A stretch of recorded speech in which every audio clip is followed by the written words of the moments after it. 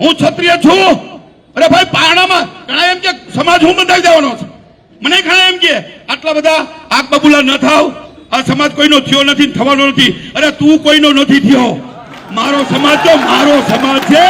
મારો સમાજ મારો બાપ છે ને મારો સમાજ મારો ભગવાન છે. સમાજથી મોટું કોઈ ન હોય. દુનિયાનો કોઈ મુખ્યમંત્રી હોય કે સીએમ હોય કે પીએમ હોય, એ સમાજનો દીકરો જ કહેવાય. બાપ થવાની કોશિશ ના કરતા. તમે બાપ થશો તો હું તો રણ મેદાનમાં ઉતારવા માટે યુવાને એક ફોજ બનાવીશ અને ફોજનો સેનાપતિ પીડી જાડેજા. એના માટે જે થાય કરવાનું. એના માટે લાખો રૂપિયાનો ખર્ચો થાય તો બાપના બોલથી માં આશાપુરાનો છોકરો બેઠો છું. અને પેલું માથું મારું હશે. એક ક્ષત્રિય તરીકે પેલું માથું સેનાપતિ તો જ થવાય. આટલી રાજપૂતાની મારી સાથે છે.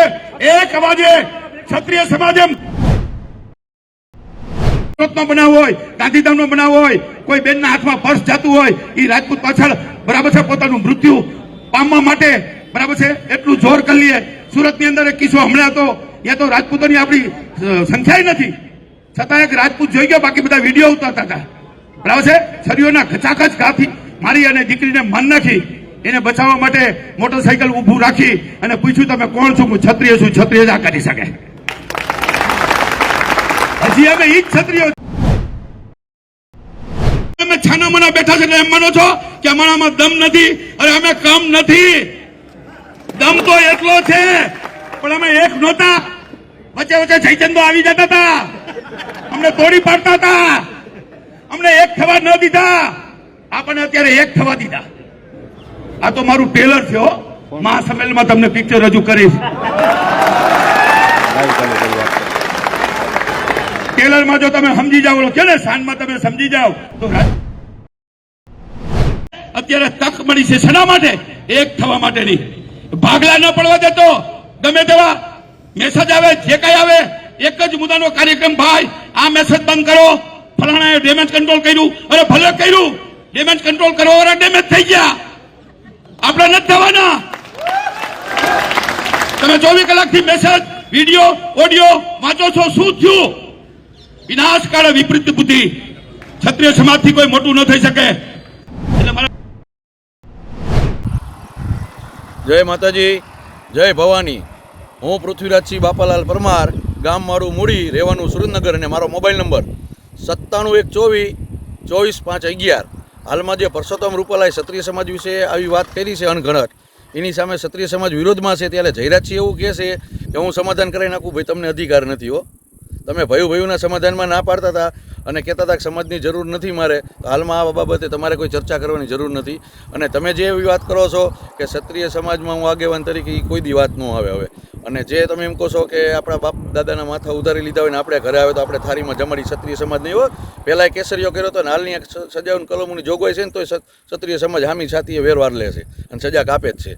એટલે એ ક્ષત્રિય સમાજે કોઈ દી કાર્ય કર્યું જ નથી એવું કે જે પોતાના પાડિયા રહ્યા ને પાછા ભોમાં હોઈ જાય શરમીને, અને બીજો પાડ્યો એમ કે તારા ઘરમાં જો તારું લોહી ફરી ગયું છે. ક્ષત્રિય સમાજ એવું કોઈ દી કાર્ય નથી કરતો. બરાબર? એટલે પાડિયાની સામું જોવો અને જોવો કે આપણે કોણ છીએ.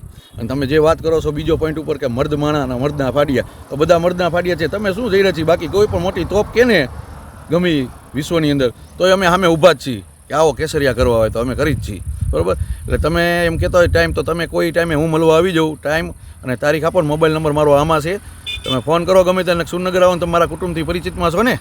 સુખદેવસિંહ દિલુભા પરમારી મારા દાદા, મિલન ગ્રુપ. બરાબર? ઓળખો જ છો તમે અમારા કુટુંબને. અને રહી વાત ભાજપની, ભાજપ પ્યોર ભાજપી જ છું હું. પણ જ્યારે સમાજની વાત આવે ને તો એ સમાજ સાથે રહેવું જોઈએ. કારણ કે આપણે ઘરનો વ્યવહાર જે છે ને ક્ષત્રિય સમાજમાં કરવાનો, દીકરી લાવવાની દેવાની. એટલે એ પેલા ક્ષત્રિય સમાજ હારે રહેવાનું હોય. પક્ષમાં તો હું છું 20 વર્ષથી. આ પરસોત્તમ રૂપાલા સાથે 20 વર્ષ પહેલાંનો મારો ફોટો છે. પણ આજ રૂપાલાએ આજ મારા સમાજ વિશે આવી વાત કરી છે તો આને બાયકોટ કરવાનો છે રૂપાલાને, અને સમાજ હારે ઊભું રહેવાનું છે. જય માતાજી.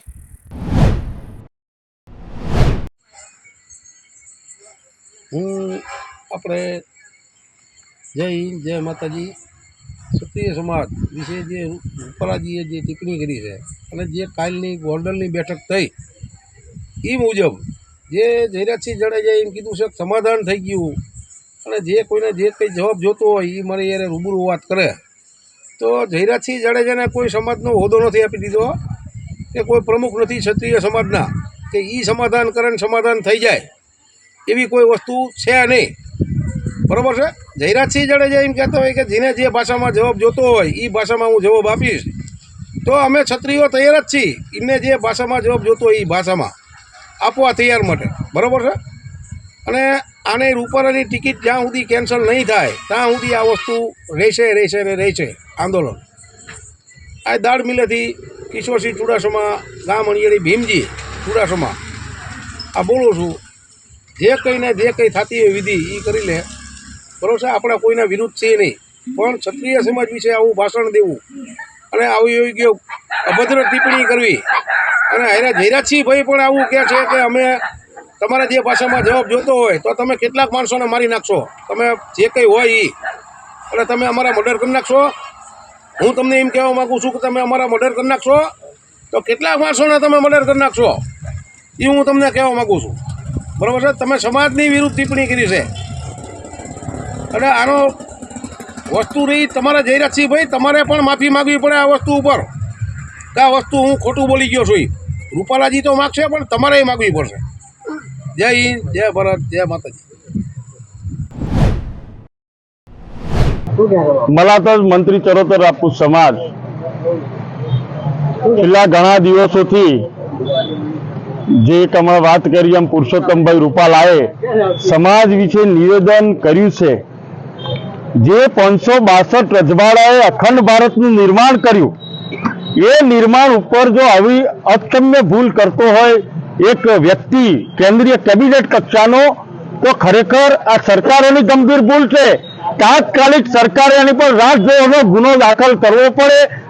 સમાજ વચ્ચે ઝઘડા ઊભા ના થાય એટલા માટે આજે જ્યારે ક્ષત્રિય સમાજ આવેદનપત્ર આપી રહ્યો છે તો અમારી માગણી એટલી જ છે કે સરકારે આની તાત્કાલિક જે 562 રજવાડાએ રજવાડા આપીને અખંડ ભારત ઊભું કર્યું, જે કૃષ્ણકુમાર ગોહિલે તેની શરૂઆત કરી, એમના વાઇફના ઘરેણા સુદ્ધા આપ્યા, તો આ નિર્લજ્જ માણસે જે બેન બેટીઓ વિરુદ્ધ જે બોલ્યો છે આની માફી ક્યારે હોઈ શકે નહીં. સરકારને અમારી વિનંતી તાત્કાલિક આ 25 માર્ચ ઉપર રાષ્ટ્રદ્રોહનો ગુનો દાખલ કરવામાં આવે, એથી વધુ કંઈ નથી. અને જો નહીં કરે તો આગામી સમયમાં ગુજરાતભરના દેશભરના ક્ષત્રિયોએ ગામે ગામ પ્રથમ તો આવેદનપત્ર આપી, તાલુકાએ આવેદનપત્ર આપી, જિલ્લાએ આવેદનપત્ર આપી, જેલ ભરેલા કાર્યક્રમ આગામી સમયમાં ગોઠવવા માટે બધા એકત્ર થઈને આગળ વધીશું.